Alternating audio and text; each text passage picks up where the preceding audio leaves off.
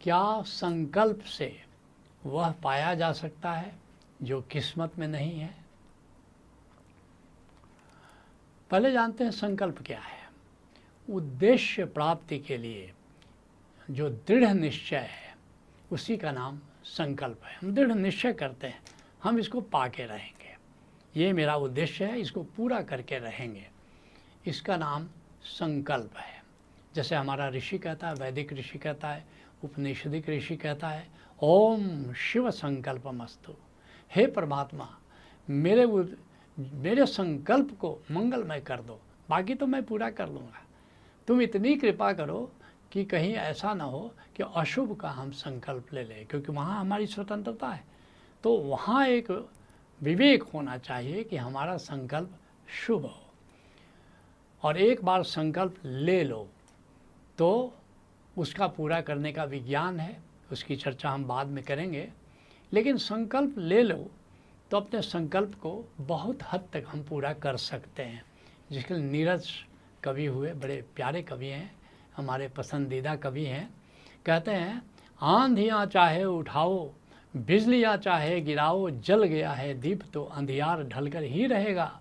उग रही लौ को न टोको, ज्योति के रथ को न रोको, सुबह का यह सूर्य हर तम को निगल कर ही रहेगा।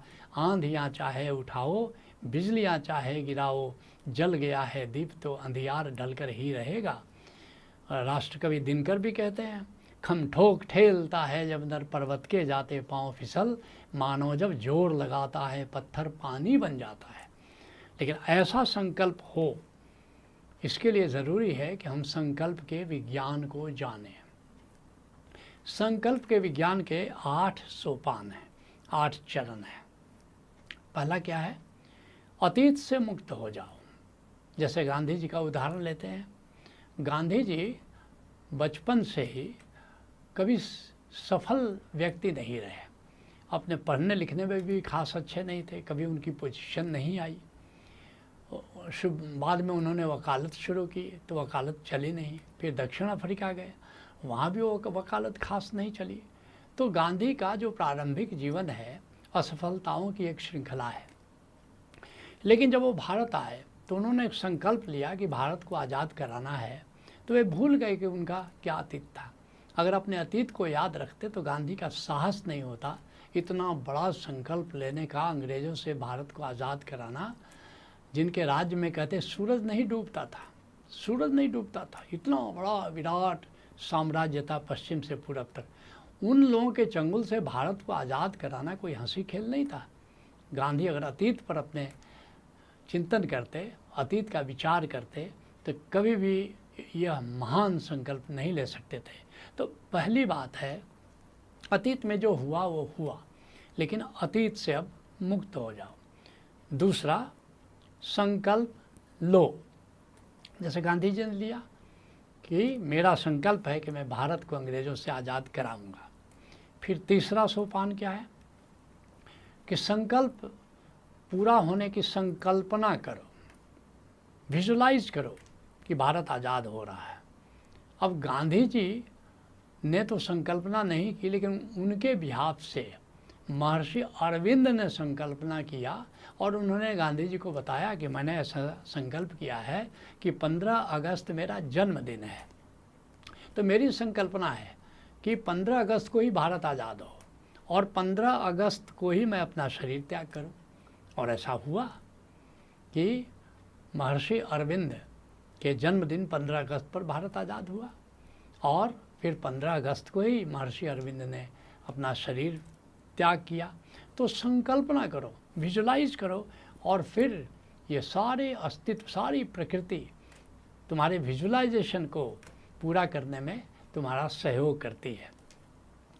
फिर चौथा सोपान है संकल्प की घोषणा करो। बहुत लोग संकल्प तो लेते हैं लेकिन डर के मारे घोषणा नहीं करते हैं, कहीं संकल्प अधूरा हो जाएगा तो बड़ी भद्द होगी। नहीं, घोषणा करो। पांचवा, संकल्प की शेयरिंग करो। अपने तक मत रखो, लोगों से शेयरिंग करो, जैसे गांधी जी ने किया। रेल के 3rd क्लास के कंपार्टमेंट में, और गांधी जी ने देखो कहाँ उत्तर से दक्षिण तक, पूरब से पश्चिम तक घूम घूम कर उन्होंने मीटिंग की, सभाएं की, लोगों से बताया कि हमने भारत को आज़ाद करने का संकल्प लिया है। और फिर छठा कदम क्या है कि अब लोगों से सहयोग लो, एनलिस्ट द सपोर्ट। जैसे बहुत लोगों के साथ तुम शेयरिंग करते हो, कुछ लोग तुम्हारा साथ देते हैं, कुछ जवाहर, कुछ डॉक्टर राजेंद्र प्रसाद, कुछ पट्टाभी सितार मैया, तो कई लोग गांधी के साथ हुए, गांधी का उन्होंने सहयोग किया। बहुत लोग सहयोग धीरे धीरे करने आ जाते हैं। मैं अकेला ही चला था जानिबे मंजिल, मगर लोग साथ आते गए और कारवां बढ़ता गया। ऐसा ही होता है। और फिर सातवां, नाउ एक्ट, अब पुरुषार्थ करो। जैसे गांधी जी ने पुरुषार्थ किया, दांडी यात्रा की, असहयोग आंदोलन किया, नमक सत्याग्रह किया, जेल गए, लाठी खाई, तो एक्ट किया। और फिर आठवां सोपान है कि नई संभावनाएं पैदा होंगी और तुम्हारा संकल्प पूरा होगा। और इस स्टेज पर आकर के सफलता का क्रेडिट खुद मत लो। सारा देश कह रहा था कि गांधी ने भारत को आज़ाद कराया, लेकिन हरिजन के संपादकीय में गांधी ने खुद लिखा कि यह हमारे देशवासियों का त्याग और बलिदान था, यह प्रभु की कृपा थी कि भारत आज़ाद हुआ, वरना मेरी क्या विसात थी। देख तो गांधी की विनम्रता देख तो। हम भी जब सफल हो जाएं तो अहंकार नहीं पालने, अस्तित्व को, अपने टीम मेंबर्स को इसका श्रेय दें। अब जानते हैं कि फिर घटनाओं का विज्ञान क्या है। पहले इसको जानते हैं, मूल प्रश्न के उत्तर पर आने के पहले। तो जैसा हमने पूर्व के प्रश्नोत्तर में कहा कि 4 प्रकार की घटनाएं हैं। आवश्यक घटनाएं जो प्रारब्ध कर्मों पर आधारित हैं, पूर्व नियोजित हैं। अर्ध आवश्यक घटनाएं हैं जो ग्रह नक्षत्रों की दशा पर आधारित हैं।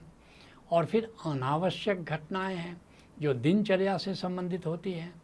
और फिर चौथे प्रकार की घटनाएं देशकालिक घटनाएं जो देश और काल पर निर्भर करती हैं, जैसे बाढ़ है, सुनामी है, महामारी है, युद्ध है, भूकंप है, जो देश और काल पर निर्भर है, वो हम पर निर्भर नहीं है।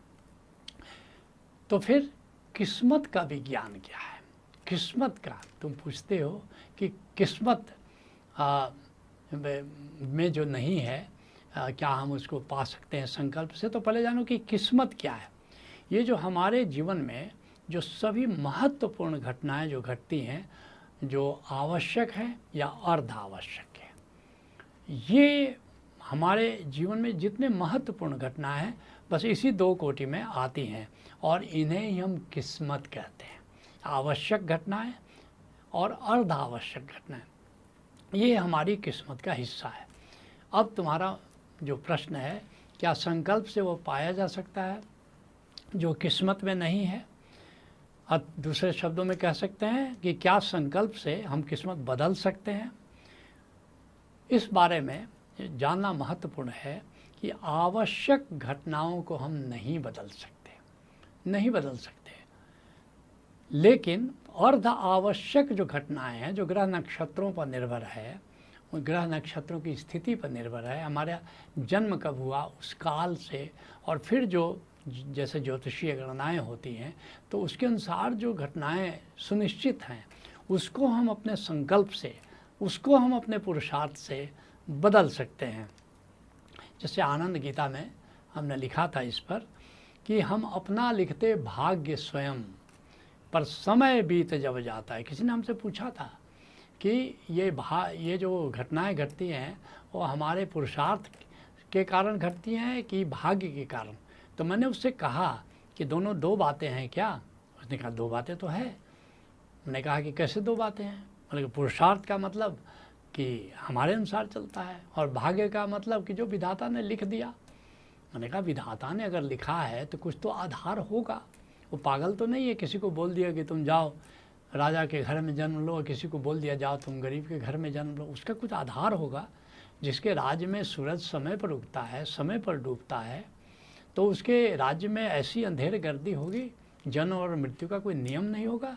दयारे सुबह शामे देहर है जिसके इशारों पर, मेरी गफलत तो देखो मैं उसे गाफिल समझता था।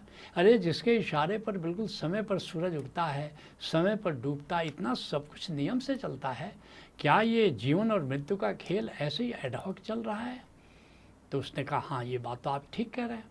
तो फिर सत्य क्या है? उन्होंने कहा सत्य यही है, हम अपना लिखते भाग्य स्वयं, क्योंकि प्रारब्ध कर्म भी तो हमारे पुरुषार्थ पर ही तो बना है ना। हम अपना लिखते भाग्य स्वयं, पर समय बीत जब जाता है खुद का ही लिखा न पढ़ पाते। अब पिछले जन्मों में जब हमने कलम चलाई थी, अब आज तो धुंधला हो गया सब कुछ। हम अपना लिखते भाग्य स्वयं, पर समय बीत जब जाता है खुद का ही लिखा न पढ़ पाते, अक्षर धुंधला हो जाता है। हम खुद ही लिखते आत्मकथा, मत कहो विधाता ने लिखा, पुरुषार्थम शरणम गच्छामि, भज ओशो शरणम गच्छामि।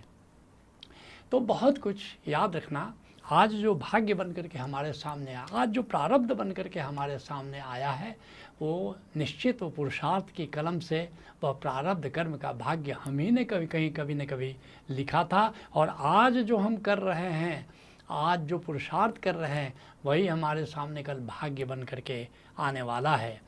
आनंद गीता में हमने लिखा था एक जगह कि किस तरह जो हम संकल्प ले लेते हैं, तो कैसे संकल्प की नदी को कोई रोक नहीं सकता। नदी चली है हिमालय से, क्या कोई रोक सकता है उसको? हाँ, थोड़ा बहुत रास्ता बदल सकता है, ये मैंने माना, लेकिन सागर तक जाने में उसको कोई रोक नहीं सकता है।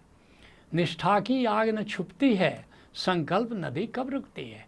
अगर निष्ठा होनी चाहिए, एक संकल्प होना चाहिए, तो तुम्हारा मार्ग कोई भी अवरुद्ध नहीं कर सकता। जिसके लिए नीरज कहते हैं, वक्त को जिसने नहीं जाना उसे मिटना पड़ा है, बच गया तलवार से तो फूल से कटना पड़ा है। क्यों न कितनी ही बड़ी हो, क्यों न कितनी ही कठिन हो, हर नदी की राह से चट्टान को हटना पड़ा है। आंधियाँ चाहे उठाओ, बिजलियाँ चाहे गिराओ, जल गया है दीप तो अंधियार ढल कर ही रहेगा, जल गया है दीप तो अंधियार ढल कर ही रहेगा। सत्संग को यहीं विराम देते हैं। हरिओम तत्सत।